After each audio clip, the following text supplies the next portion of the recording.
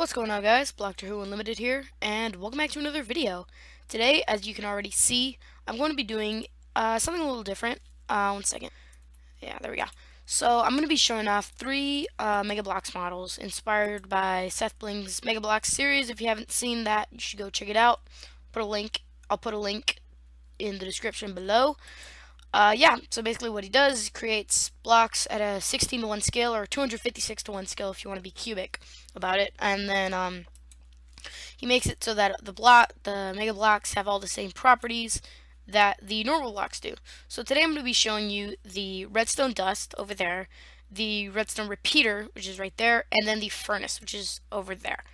So you already know what a furnace does. If you don't know what a repeater does for some reason, it basically there's different settings. So there's different settings, and basically it delays a redstone signal, and then here just redstone dust. So the first thing we're going to go over is the redstone dust. The redstone dust is probably the simplest of all of these creations, and the only complicated thing about it is a redstone inverter. That's pretty much it. Basically, if we pull this lever, the current flows through and it powers the piston on the other end. So basically how this works is sorry. So obviously it's off now because the lever is actually in the on position.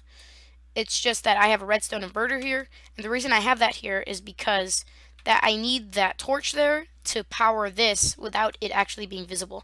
So you see what I mean? Like the redstone can still power the piston from the giant piece of redstone dust if there's a torch, but it needs to be hidden. So I have a redstone inverter here. So yeah, and then let me just get rid of that, and then now the lever's actually in the off position, but that allows the redstone torch to turn on, and this block actually needs to be here for that to work. So the redstone torch turns on, and that is powered. So that's pretty much it for the redstone dust. I hope you understood everything I just said, because I wouldn't have. Anyway, so onto the redstone repeater. The redstone repeater is a little more complicated, and over here I basically have another version of what it is just on the inside. So basically this is the lever to power the repeater, and so I pull it, and as you can see the piston goes up like a normal redstone repeater would do. So that's a 1 tick pulse. This is for 2 ticks, 3 ticks, and then 4 ticks. So this is 2 ticks, and as you can see, you just heard a piston sound there. And so I pull this, and it has a little bit of a longer delay. So if I want to set it to 3 ticks now, I actually have to turn off that, and then I'm going to turn this off too, and then turn that on, and then I pull this, and it's a bit of a longer delay now. And then to make it even longer, yeah, see, it's a pretty long delay. I set it to 4 ticks, and that's an even longer delay. So the reason that it's not like normal delays is because I have all these other repeaters here that let the power flow through the whole thing. And then I think I did a pretty good job on building it. If you look at it from a distance, looks pretty good.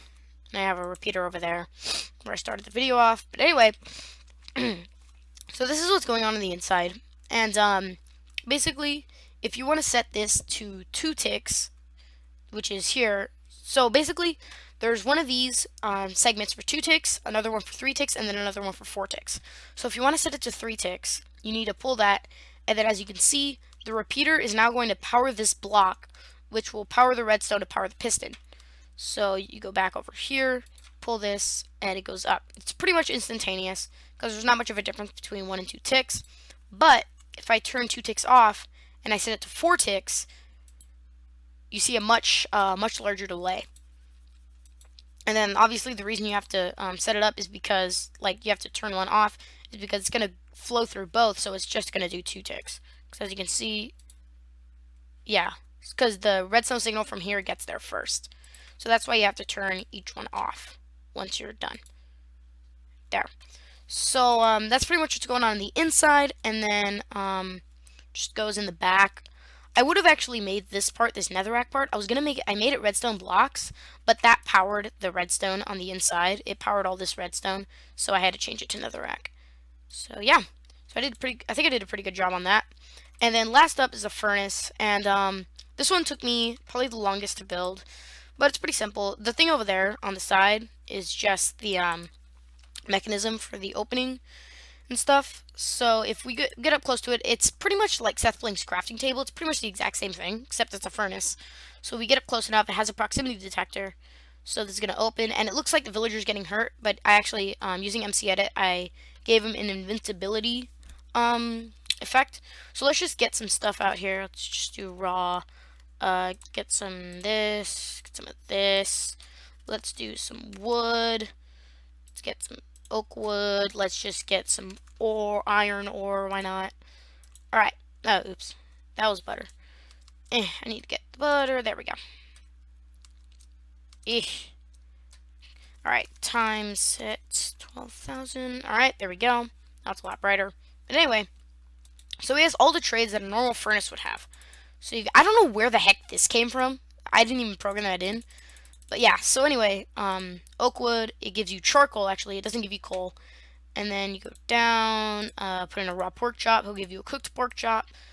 And then give them some raw beef, he'll give you steak. And then you can also smelt things with him. So he basically like cooks your stuff for you, get gold ingots. And I have no idea where that trade came from, like I said. Then you get farther away, and it closes up. So we can take a look on the inside, and I guess giving him an invincibility effect was kind of a mistake because yeah, we have this guy wandering around in here. He actually managed to escape his little prison over here. So yeah, this is it now. So, as you can see, it's a lot more secure. But yeah, he managed to escape, and I can't kill him because he's invincible. So yeah.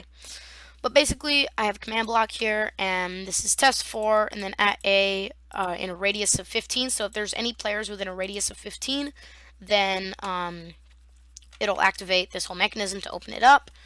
And then I have a clock here, which is constantly testing for players. And then, yeah, so it just tests it, opens it up. There's not really that much. It's not that complicated. And then I have some redstone inverters here to power the pistons, and then final thing. Oh man, I fell. Yeah, and then a final thing over here. Just oops, my bad. Fell. Just to push the villager in there. Actually, I just need a normal piston. So yeah, and let me just put that back, and bam. This is gonna take a while. Wait, duh. Of course that wouldn't work. All right, here we go. You stay there. Stay. Okay, I made it. Wait, did he escape? Did he manage to? Okay, good. He didn't. Alright. And then, yeah. So, just put that back. He can't even escape, but I'm just putting that there anyway. So, yeah.